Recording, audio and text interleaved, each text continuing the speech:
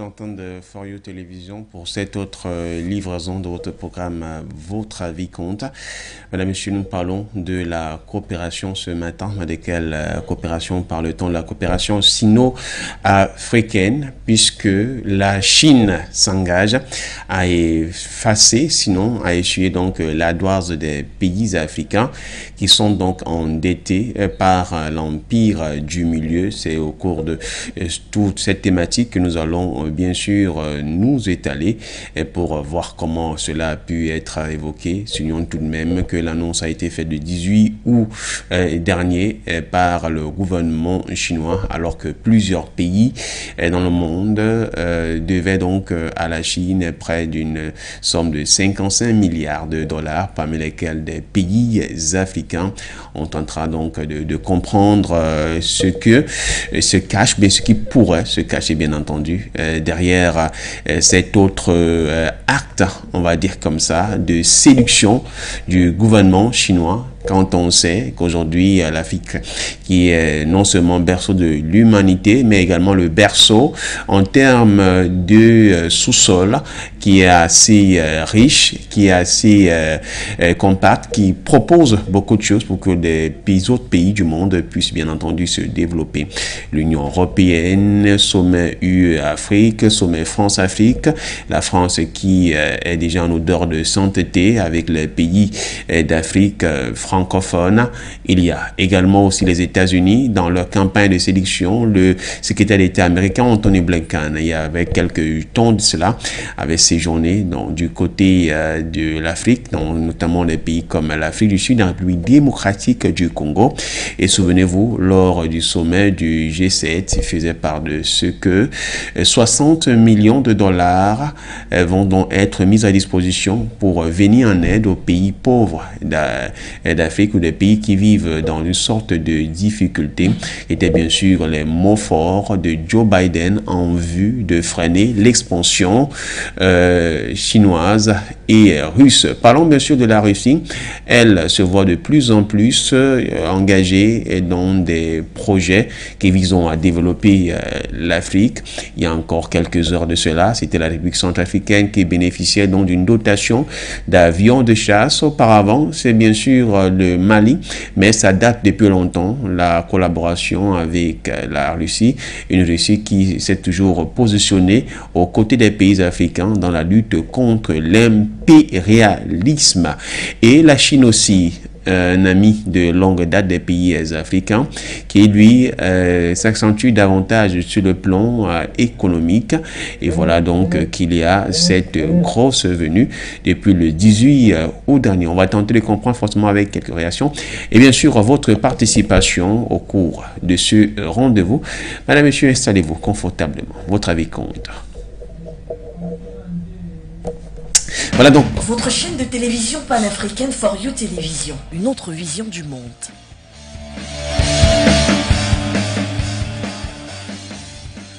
L'autre vision du monde, forcément, c'est cette vision qu'apporte la Chine dans sa façon de pouvoir davantage être aux côtés des pays africains, davantage de prendre position aux côtés des pays africains avec notamment ce qui se fait.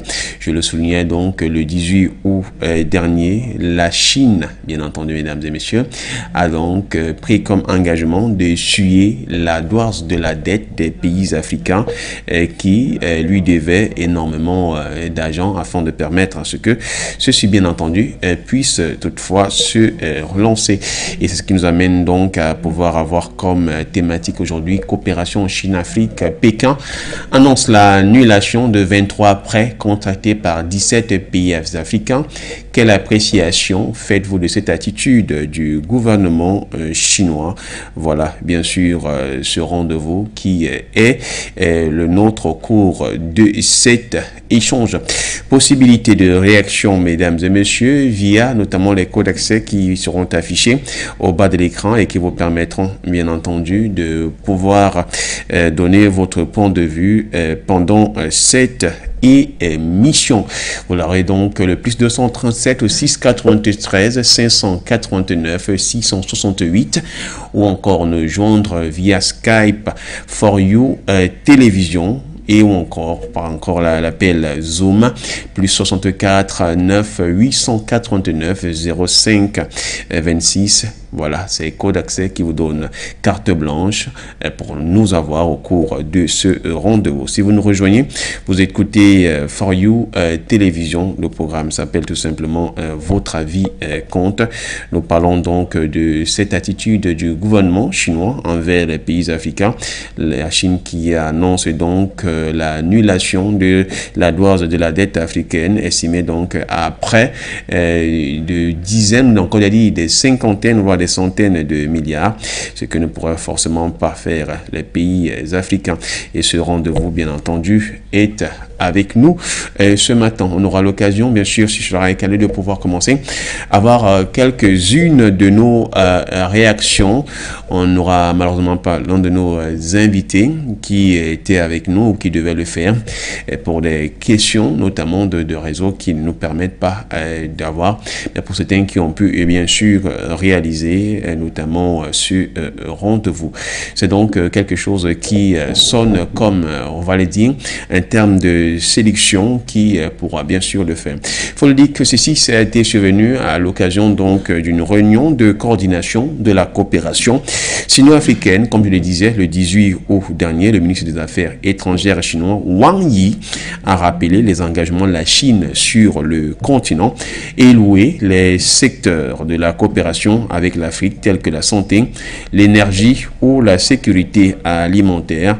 Le ministre avait également donc annoncé l'annulation de 23 prêts contractés par 17 pays du continent, chose qui fait donc partie de l'objet de notre rendez-vous ce matin, mesdames et messieurs, et auquel nous vous invitons bien entendu à pouvoir réagir. Il faut dire que c'est prêt, arrivé à échéance à la fin de l'année 2021 qui s'est écoulée.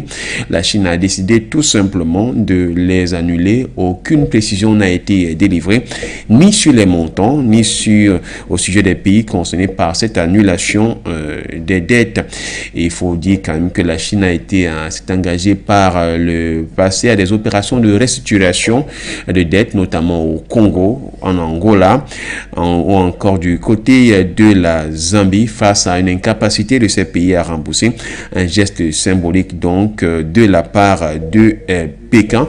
Il faut le dire, ces milliards de francs CFA permettront donc de faire des opérations de restructuration et une réelle bouffée d'oxygène donc pour les États concernés par cette dette. Et au cours de ce rendez-vous, on va tenter un peu de voir comment ceci pourrait se présenter en termes notamment de pourcentage de contraction et notamment de cette dette extérieure des pays africains vis-à-vis de la Chine qui, à travers notamment l'une de ces institutions, bien l'un de ces organismes, Exim Bank China, qui favorise ou encore qui accorde toujours des accords de prêt dans plusieurs pays d'Afrique, notamment ceux qui sont engagés dans des projets où la Chine, bien sûr, est intéressée par la collaboration. Et pour tenter donc d'avoir un premier jet, on va aller du côté du Mali, prendre donc notre ami analyste donc qui donne son point de vue, Alaï Koriba, qui ce matin aussi encore a voulu, bien entendu, au cours de cette question de coopération entre la Chine et l'Afrique, sachant bien entendu que les autres pays d'Europe visent le continent. Il s'exprime et nous l'écoutons, il est en ligne. Bonjour Alaï. Bonjour Florence, bonjour Forum Média, bonjour chers auditeurs. Moi c'est Alain Koriba, j'appelle depuis Bamako, la capitale malienne. Aujourd'hui nous allons bondir sur les thématiques de la coopération sino-africaine. D'abord, ce qu'il faut retenir de la nouvelle donne géopolitique et géostratégique.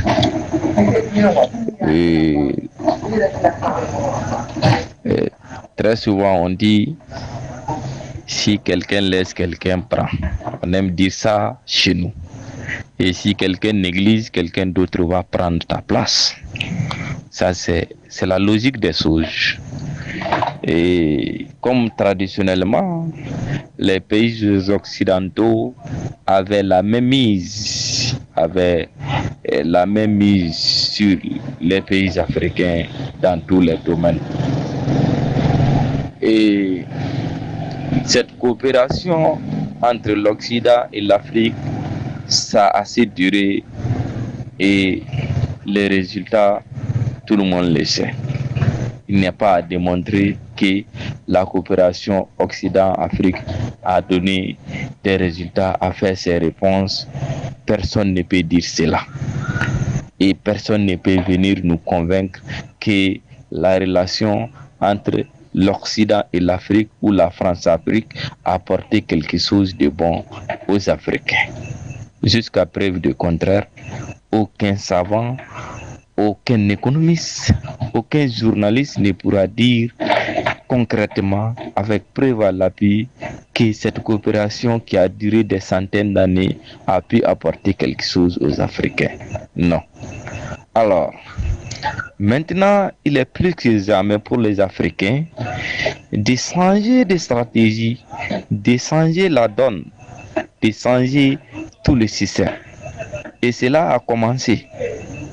Et si je me permets de dire heureusement ou malheureusement, je dirais même heureusement pour les Africains, les récents événements. Depuis la crise en Libye, qui a suivi la crise du Sahel, ensuite le bouleversement du cours de l'histoire avec les conflits russo-ukrainiens, les donnes ont changé, la stratégie géopolitique et économique a changé partout dans le monde. Et nous sommes tendance actuellement à vivre dans un monde beaucoup plus ouvert et un monde où tout le monde a sa place si réellement les uns et les autres veulent se donner les mains, veulent se faire voir, veulent se faire entendre. Alors, depuis la crise en Ukraine, les Occidentaux ont imposé une sorte d'alignement. Le bloc occidental a mis des pressions considérables sur pas mal de pays africains pour clarifier leur position. Est-ce réellement ils soutiennent l'Occident ou ils soutiennent la Russie considérée comme envahisseur pour les pays occidentaux? Alors, cela a suscité beaucoup de questionnements dans les rangs des pays africains et lors de certains votes au niveau des Nations Unies, les pays africains se sont prononcés, d'autres en faveur, d'autres en défaveur de ces deux blocs-là. Et cela a donné clairement qu'il y a un réel envie de changement dans la donne politique entre les Africains, l'Occident et le reste du monde. Et sur ce même lancé,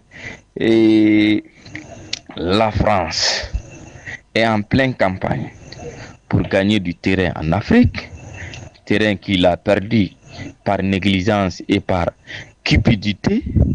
Ensuite, la Russie est à pied d'œuvre et en train de séduire les Africains à travers un partenariat gagnant-gagnant que les Africains apprécient beaucoup, que les Africains commencent à rejoindre les camps des Soviétiques pour pouvoir au moins bénéficier de cette franchise dans les coopérations. Ensuite, les États-Unis ont aussi fait un tour pour pouvoir gagner les cœurs de certains pays africains, à savoir l'Afrique du Sud, le Congo, tous ces pays-là. Donc, chacun des grandes puissances est en train de venir se faire voir, se faire entendre pour pouvoir gagner un peu de portions, un peu de terrain pour commercer et pour tisser des relations, que ce soit dans le domaine militaire, que ce soit dans le domaine économique, que ce soit dans d'autres domaines d'expérimentation. Et c'est pour cela que la Chine aussi n'est pas restée en marge. depuis fort longtemps, elle est le premier partenaire économique des pays africains et surtout la stratégie chinoise est très différente de la stratégie occidentale. Les Chinois sont beaucoup plus sur le domaine économique, un peu sur le domaine militaire et très rarement sur le champ politique. Les Chinois ne s'intéressent pas beaucoup aux politiques africaines et ils s'intéressent à commercer avec les Africains, contrairement aux Occidentaux. Et quelque chose que les Africains apprécient beaucoup. Si tu viens en Afrique, tu ne te mêles pas de la politique africaine et que tu fais du business, les Africains n'ont pas de problème avec toi. Alors, c'est ce qui a favorisé les deux grandes puissances comme la Russie et la Chine à gagner du terrain. Et dernièrement, la Chine a décidé d'annuler la dette de beaucoup de pays africains, à peu près 27 pays africains.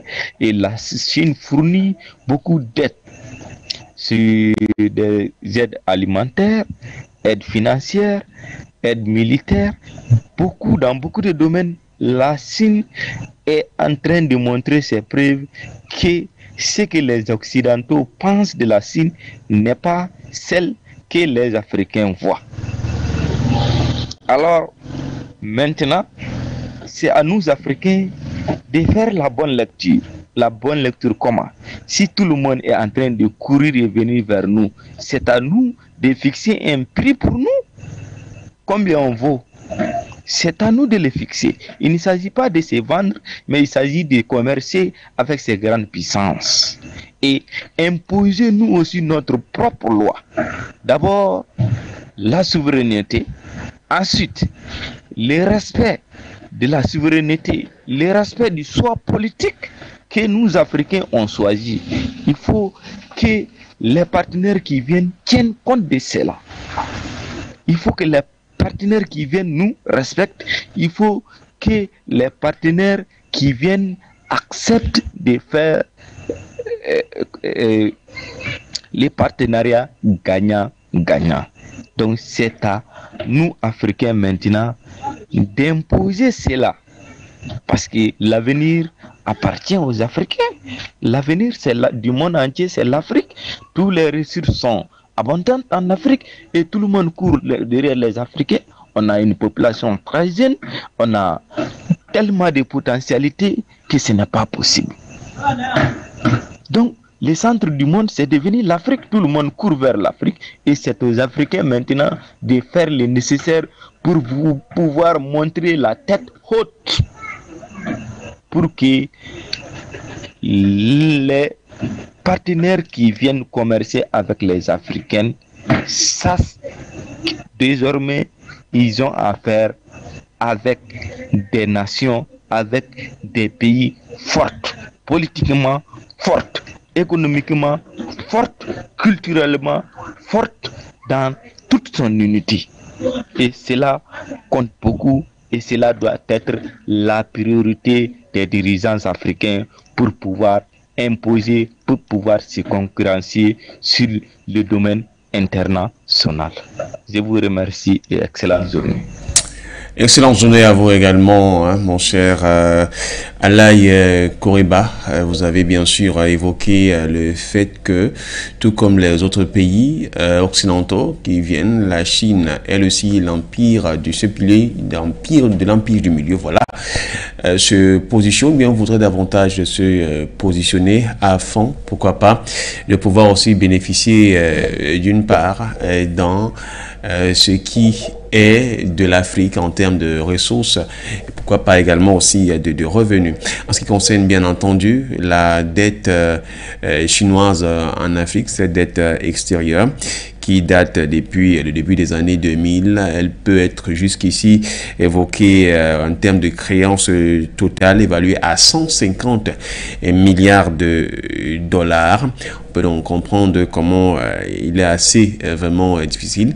Lorsque le secrétaire d'État américain que j'avais évoqué en début de cette émission avait séjourné en Afrique, et il parlait seulement de la question de la dette, et il disait que cette dette pourrait être un piège quand on sait que 30% de cette dette dettes appartiennent justement à la Chine et que certains pays africains sont beaucoup plus contractants de cette dette-là, à hauteur de 30%, parmi lesquels les pays comme le Djibouti et la Guinée ou encore le Cameroun, qui semblent quelque peu en dépendre. Il faudra dire qu'une occasion comme celle-ci est une sorte, comme on le disait, d'une bouffée d'oxygène pour permettre notamment donc aux pays africains, aux pays du continent de manière générale, de pouvoir bénéficier donc de cette très bonne coopération du pays de Xi Jinping, le président donc de la République de Chine, avec cette ardoise essuyée au cours donc de cette réunion, comme on disait, de coordination sino-camerounaise qui a eu lieu donc le 18 août dernier via l'annonce qu'avait fait donc le ministre Wang Yi, le ministre donc des Affaires étrangères, au profit donc de cela. Mesdames, Messieurs, vous êtes connectés sur For You Télévision et puis l'ensemble du réseau For You Média. Nous parlons donc de la dette, ou si vous voulez l'annulation de la dette dont l'annonce a été faite par le gouvernement chinois vis-à-vis donc de 17 pays africains qui avaient contracté 23 prêts auprès du gouvernement. Pékin a donc décidé pour que ceci se passe dans de très bonnes conditions. Comme on le disait, la Chine n'a ni évoqué le montant, ni bien entendu d'autres informations qui relèvent de cette situation, mais on le dit et on ne dira jamais assez. La Chine est le premier créancier bilatéral de plusieurs pays africains. Parmi ceux-ci, on a donc le Djibouti, comme nous l'avons évoqué. 55% du stock de la dette du pays est chinoise, côté djiboutien. Du côté de la République démocratique du Congo, RDC, 42% du stock de la dette est chinoise. Du côté angolais, en Angola, donc 34% du stock de la dette est chinoise. La Guinée se positionne à hauteur de 32%. Les Comores sont à 31%. Le Cameroun vient avec 29%. La Zambie est située à 25%. Et puis le Togo qui ferme donc la marche avec 24% du stock de la dette côté chinois.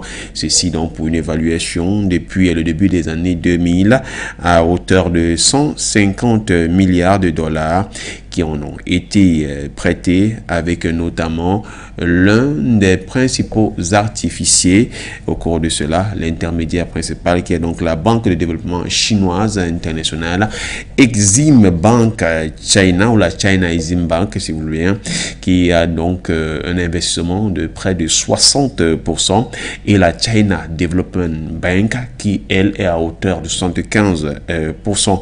Voilà donc autant de choses qui pourraient bien entendu arriver en cela.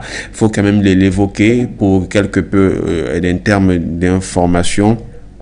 Il faut dire que selon le ministre des Affaires étrangères, Wang Yi, entre 2000 et 2019, son pays, dont la Chine, avait déjà annulé quelques 3,4 milliards de dollars de dettes restructurées, donc environ 15 autres milliards de dollars de dettes, dont 100,7 milliards dans le cadre du plan d'allègement de la dette du G20 pour les pays pauvres. Et au cours de cette réunion de coordination sino-africaine, il s'exprimait donc dans le cadre d'une conférence de presse par la suite.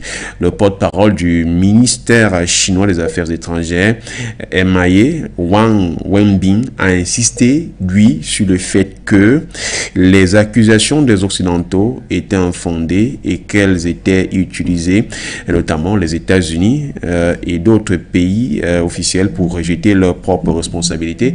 Soulignons qu'avec cette question d'annulation de dettes, il y en a qui pensent que la Chine voudrait utiliser une mentalité de guerre froide, ce que refute bien entendu Pékin. Et donc dans cette forme d'accusation, et puis le porte-parole des affaires étrangères chinoises d'ajouter que les prêts accordés par la Chine disposaient de taux d'intérêt fixes et inférieurs aux taux commerciaux et aux prêts accordés par la Banque africaine de développement, la BAD, dont les taux sont généralement compris entre 4 et 10 pour 100.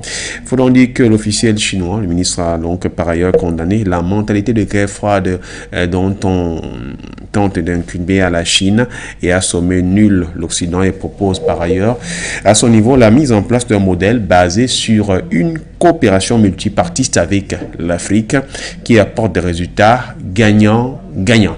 Et bien sûr, c'est dans cette forme de gagnant-gagnant que les pays africains voudraient se positionner aujourd'hui quand on voit d'un côté la Russie qui apporte son soutien aux pays d'Afrique et aujourd'hui la Chine qui, elle est là depuis toujours, ce qui ne fait pas toujours les bonnes affaires, les bons offices du gouvernement américain ou encore des gouvernements européens et bien entendu celui de la France qui se voit comme aujourd'hui des pays en perte de vitesse dans la zone ou l'espace Afrique francophone.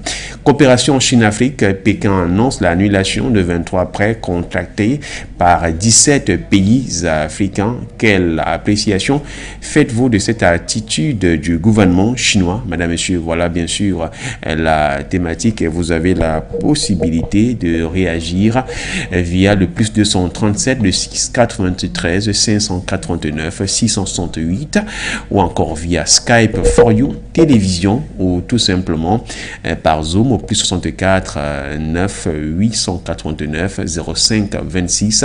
Voilà les différents codes d'accès, mesdames et messieurs. On prend une virgule, juste une légère virgule et on retrouve juste derrière.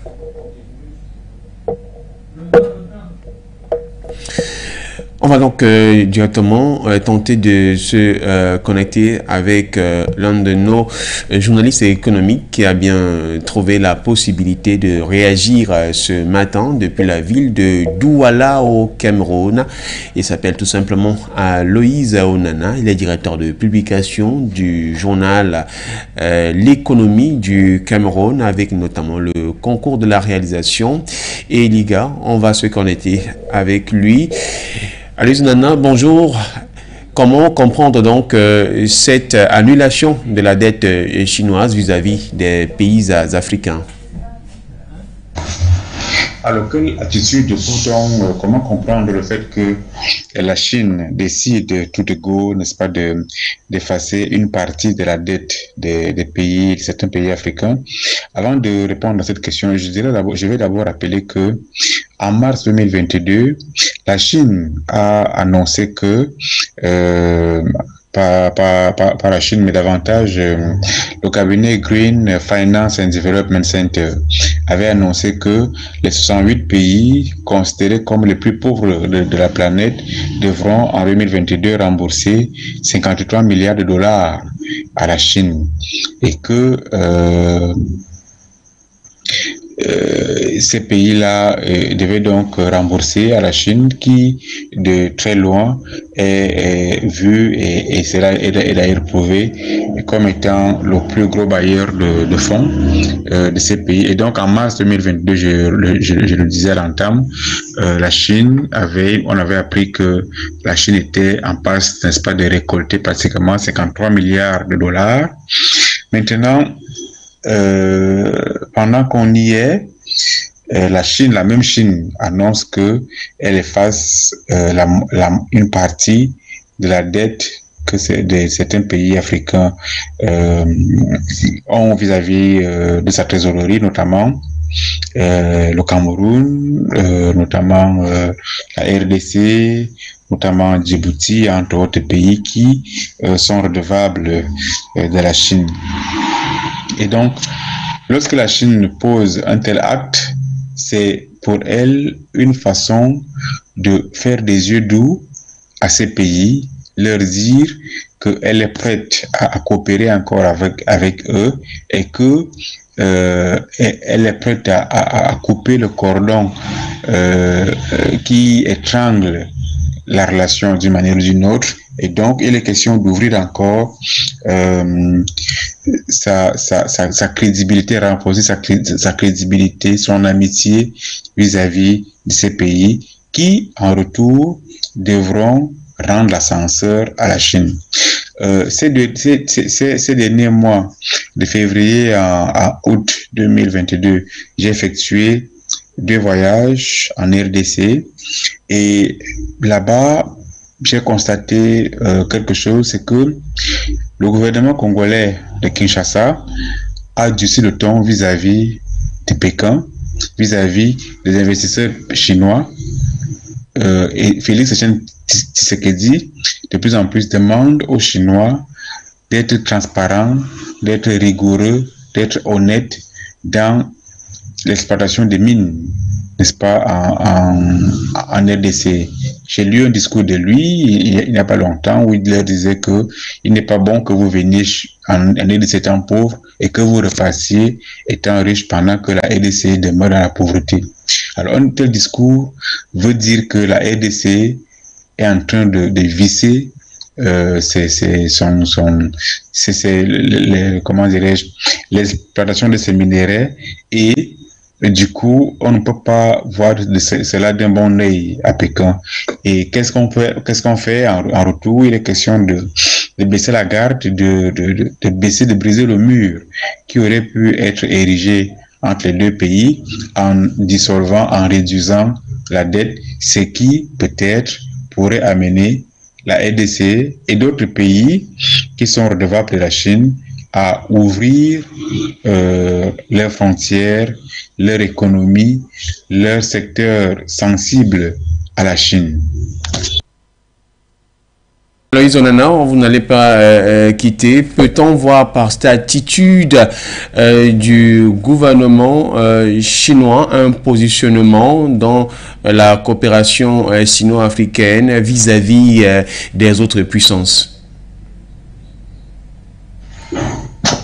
Alors, peut-on voir par cette attitude de la Chine un positionnement dans la coopération bilatérale Chine-Afrique vis-à-vis des autres puissances? Bien sûr, bien sûr. Et vous savez, je prends un cas. La Turquie, des années 2000, ne comptait pas beaucoup de déplacements en Afrique.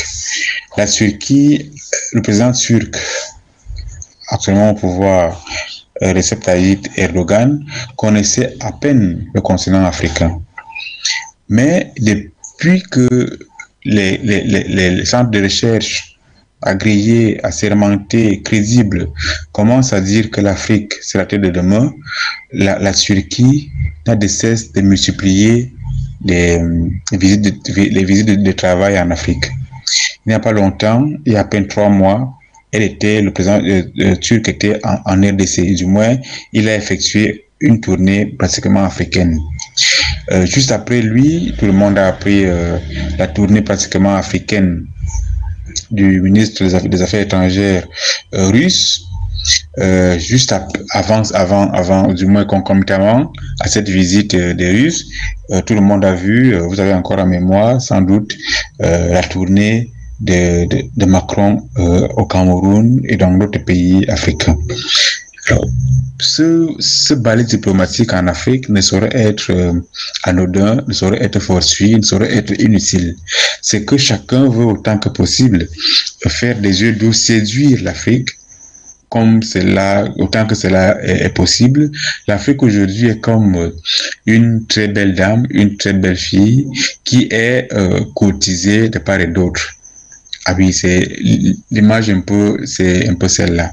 C'est l'image de quelque chose d'un continent qui est devenu ultra attractif, ultra important, et il est question que chacun se positionne, chacun y investisse, chacun déploie son génie pour ne pas être en retard, pour ne pas rater le coche de l'histoire. Alors, chacun y va selon son génie. La Chine estime que pour mieux le faire, il est peut-être de bon ton, n'est-ce pas, de réduire la dette que certains pays africains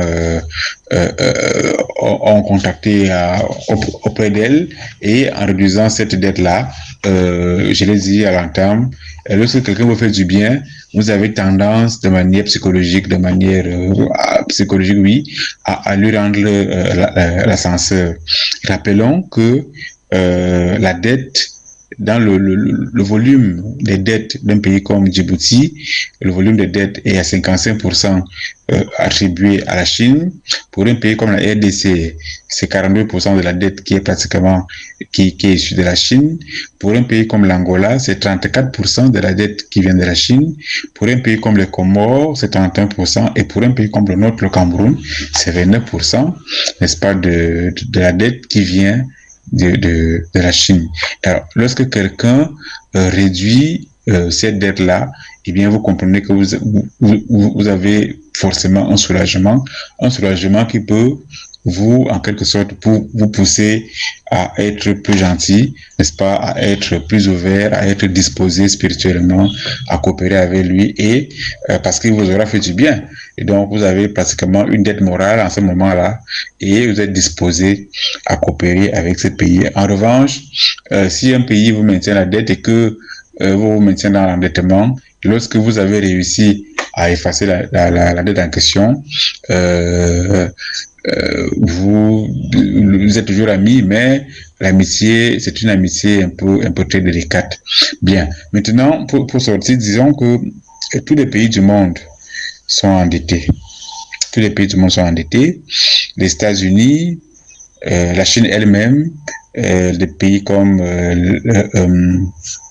la Belgique, comme l'Afrique du Sud, comme d'autres puissances économiques mondiales, pratiquement toutes sont endettées. Alors, à leur niveau, ça se gère facilement parce que ces économies-là ont la planche à billets, elles ont une autonomie financière qui leur permet, n'est-ce pas, de régler en temps opportun leurs dettes. La dette chez nous fait beaucoup de problèmes parce que nous n'avons pas encore les mains libres. N'est-ce pas? C'est pour cela que lorsque la dette augmente au niveau de notre pays, vous avez la presse qui commence un peu à tirer la sonnette d'alarme, comme il y a 2 mois, il y a 3 semaines, où on a appris que notre dette était élevée à plus de 11 000 milliards de chiffres de 11 000 milliards de francs CFA, et ça commence à faire problème pour certains, mais en vérité, la dette ne doit pas être mal perçue, elle doit être valorisée en quelque sorte. Mais dans notre contexte, elle est encore mal vue. Donc, pour revenir au sujet, la Chine aujourd'hui sait pertinemment que l'un de nos problèmes, c'est l'endettement. Et lorsqu'elle pousse un pion comme la réduction de cette dette, elle reste convaincue d'une chose qui est certaine d'ailleurs, c'est que les pays auxquels elle aura fait du bien seront tentés, n'est-ce pas, de lui faciliter la pénétration chinoise sur le continent. Ces pays seront tentés de lui rendre en quelque sorte l'ascenseur et donc lui ouvrir les frontières une fois de plus. Merci beaucoup à DP Aloïse Onana, directeur de publication du journal Économie du Cameroun, depuis la ville de Douala, capitale économique du vert rouge jaune avec l'étoile dorée au milieu, parce que bon nombre de pays africains ont bien sûr ces différentes couleurs. La Chine donc qui fait office de bonne personne, de bons partenaires, et qui à travers forcément ce geste-là attend quelque chose en retour. La dette, selon la version africaine, elle n'est pas toujours une bonne chose. Lorsqu'on est endetté, on est comme prisonnier, comme enfermé, même si du côté, ces pays ont une dette, mais on n'est pas dans le même titre. Avant toutefois de sortir, on prend rapidement cette réaction de dernière minute. On va aller du côté de la capitale politique Yaoundé, si bien sûr, tel que la réalisation l'a fait savoir, les choses sont calées, prendre directement Hervé Fopa, journaliste économique, lui aussi rédacteur en chef du quotidien L'économie. Bonjour. Bonjour à vous. J'ai également reçu l'information selon laquelle la Chine s'apprête à annuler totalement une partie de sa dette envers certains pays africains. C'est vrai que la liste jusqu'ici n'a pas été dévoilée, ni le montant, mais on sait que plusieurs pays africains sont fortement endettés auprès de la Chine, le Cameroun y compris. Cette cette initiative de Pékin participe certainement à son repositionnement voilà, sur le continent. Il y a de cela quelques jours, nous avons titré à la une du journal L'Économie que la Chine, la France, les États-Unis, la Russie se repositionnent en Afrique. Donc, cette initiative d'annulation de la dette participe également, à mon sens, au repositionnement de la Chine en Afrique. Vous savez, si vous voulez avoir un certain nombre de faveurs auprès d'une personne, il faut poser un certain nombre d'actes, voilà, pour contenter cette personne. Et je pense que ce que la Chine est en train de faire participe d'une stratégie. Et voilà, la Chine, il y a de cela quelques jours, a également dévoilé ses ambitions pour le continent. La Chine entend de plus en plus investir en Afrique dans les secteurs de l'agriculture. La Chine aussi entend créer davantage des entreprises en Afrique parce qu'aujourd'hui, les entreprises créées par la Chine se chiffrent à près de 3500 entreprises déjà créées et la Chine entend continuer dans cette lancée. Donc, l'annulation de cette dette participe, voilà, du repositionnement de la Chine en Afrique. Et la Chine qui fait de plus en plus peur à d'autres puissances occidentales. Merci à vous Hervé Fopard, rédacteur en chef du quotidien de l'économie, un journal qui paraît donc tous les jours dans les kiosques camerounais et même de la sous-région Afrique centrale. Mesdames, Messieurs, ce sujet nous reporterons forcément en fin de semaine, notamment dans notre production de week-end où nous aurons un peu plus de temps, voire cette fois-ci d'autres enjeux au fond, peut-être des accords de non-dits, mais pour l'heure, merci de rester en compagnie des programmes de For You Télévision. Le monde bouge, l'Afrique aussi, figurez-vous que nous aussi. Au revoir. Votre chaîne de télévision panafricaine For You Télévision, une autre vision du monde.